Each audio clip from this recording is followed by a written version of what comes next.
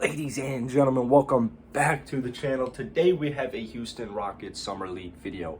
The reason I want to make this is, first off, we play our first Summer League game against the Cleveland Cavaliers in about 2 or 3 hours. I'm not really quite sure. I think it's at 5:30 Central Standard Time if you're still watching this, or if you're watching this and there's still time, I think it's at 5:30 Central. So the reason I'm doing this is it's like every player that I scout on the Houston Rockets, or I scout, I'm not a scout. Every player I do like a little bit deep dive, watch some highlights, watch some scouting reports, just basically hit the lab on these players. The more I realize the insane potential of this Summer League squad. And so I actually want to start the video talking about a player that I've really only briefly discussed. I'll talk about our rookies, I'll talk about the Summer League squad in a second, but also, guys, if you enjoyed this video, hit the like button, hit that sub button. Thank you guys so much. Trying to hit 6K at some point. I don't know when it's going to be. It's really far away, but hopefully I can one day hit 6K. I want to talk about Matthew Hurt. Matthew Hurt is a 6'9" power forward out of Duke University. Yeah, Duke University. I didn't know if it was University of Duke or Duke U. I'm in love with Matthew Hurt. I think that he is going to make the roster. In fact, I don't think he should easily make the roster, in my opinion. If he plays just how he plays, he should be fine. And so this is actually perfect because I don't know if you guys have been watching my videos recently, but I've been saying, if the Rockets were to make a move, I would assume it's going to be for a big man, just because we still kind of lack depth in that category. I don't think Daniel Tice is going to have a very long-term outlook on this squad. I don't think that they're necessarily valuing him as far as like future talent goes. I'm sure if they had the opportunity to play Şengün or Daniel Tice, they would pick Şengün. However, it might not be like that in the first rookie year for these guys. Matthew Hurt's another player.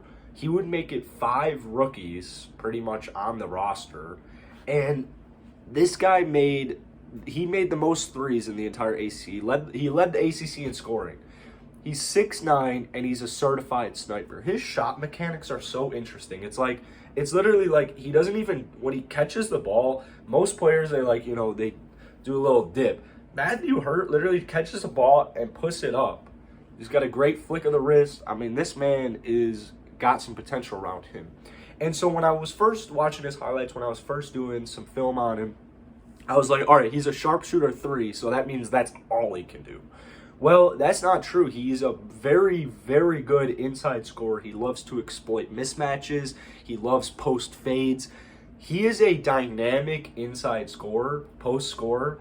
And so offensively, Matthew Hurt can provide the Rockets with so much. I view him as almost like a Kelly Olynyk on crack 10 years ago. It's like defensively is where he's going to have to work. He's not a horrible defender, but that's where he would have to put in most of his effort, because offensively, my guess is once he gets used to the NBA speed, he'll be very good.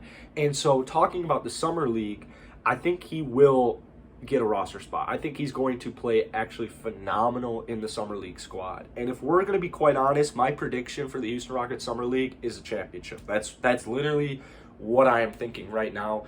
The Chicago Bulls, my Bulls won the Summer League, 2017? And I kind of had a good feeling about that before that. So I've got that same feeling right now. I think the Rockets will win the Summer League. So Matthew Hurt, very, very underrated. I want to start actually this video off by talking about guys I haven't really talked about. Jaylen Tate. Jaylen Tate's really fascinating because he is Jaylen Tate's brother. He's also like 2 inches taller than him. So Jaylen Tate, it's the same with all these guys. I mean, if they can put up an impressive performance, then you're looking pretty good. Here's the issue. The Rockets roster has so many guards. So let's say a guy like Josh Christopher, right? I love Josh Christopher. He gets some hate. Some people think he's not going to be able to figure it out in the NBA. Some people think his shot mechanics are so off that he is just not going to have a good NBA career because he can't shoot the ball. Not necessarily true, because he is a good defender, so he won't be out of the NBA by like next season just because he can't make a 3-point shot. But let's say Josh Christopher outperforms a player with a guaranteed contract, like Kyrie Thomas.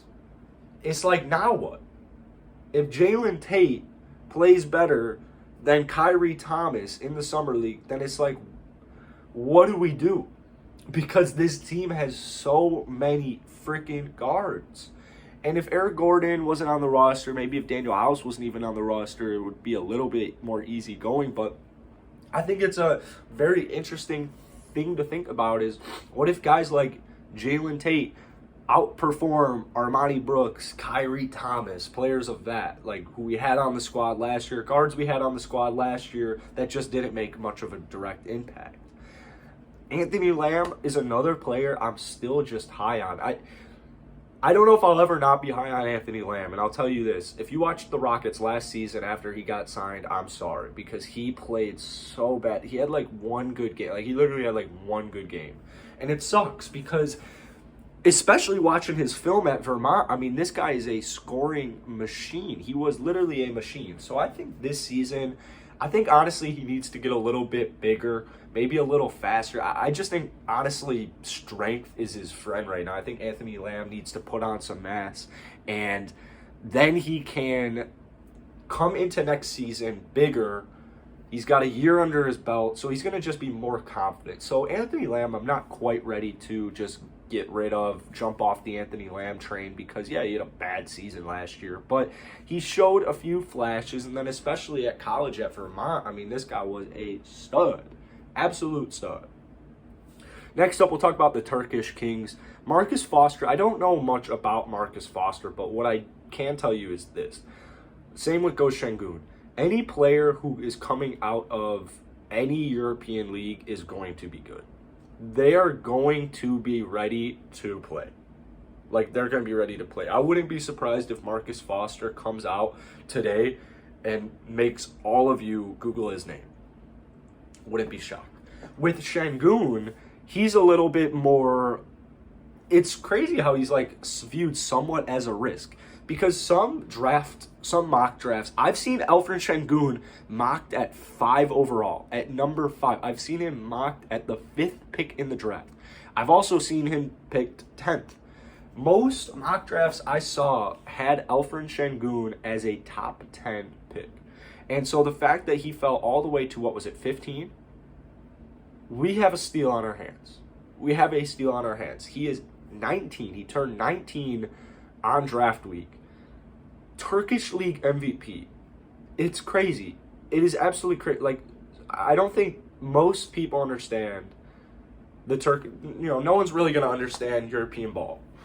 Not really anybody's going to understand Turkish League ball. I don't really understand that much about Turkish League ball. I'm not an expert in the field. But what I can tell you is this. Get ready.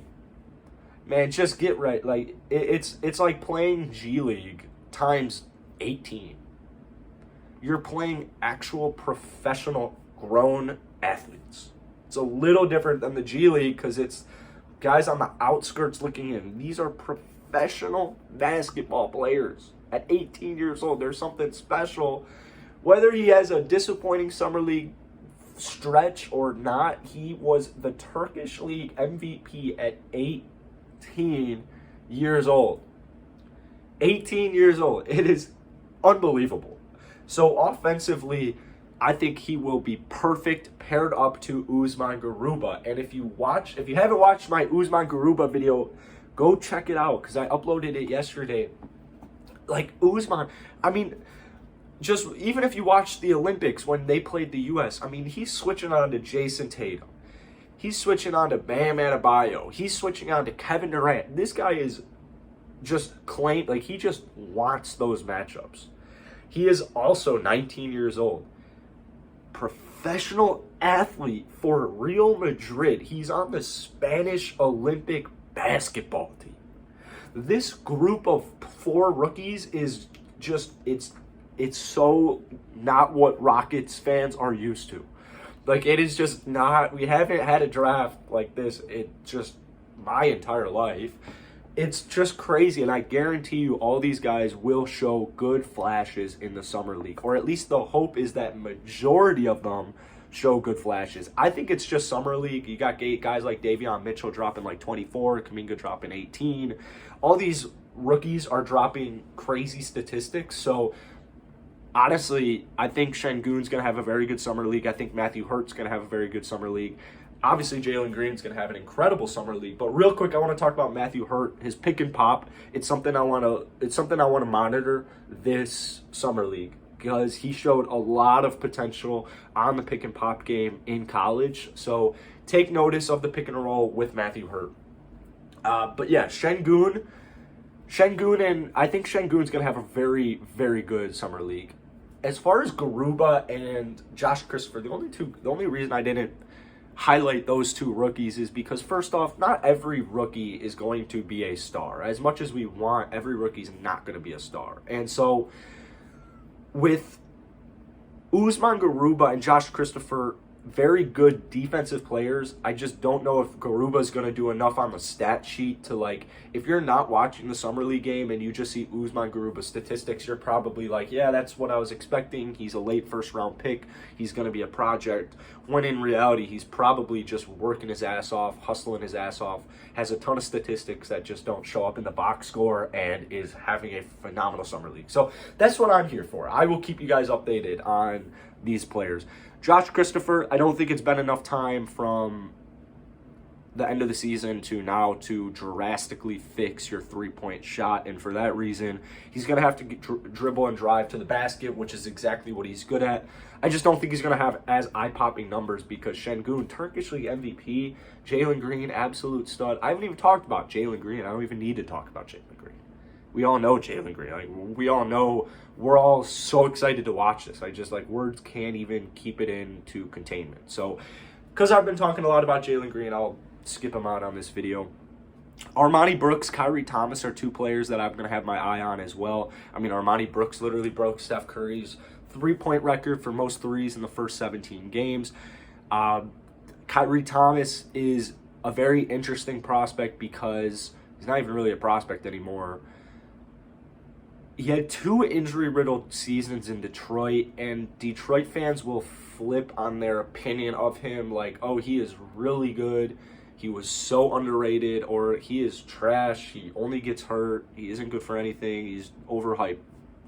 That might just be a little salt, because from the 5 games he played for us last season, he put up what? Like, it was like 16-8, 17-8, something like that. So Kyrie Thomas, he was one of those players that I wanted to get a contract, but I wasn't that big of an advocate for it because of how many guards we have. Like, it's just, add Armani onto it, it's just like so many freaking young players.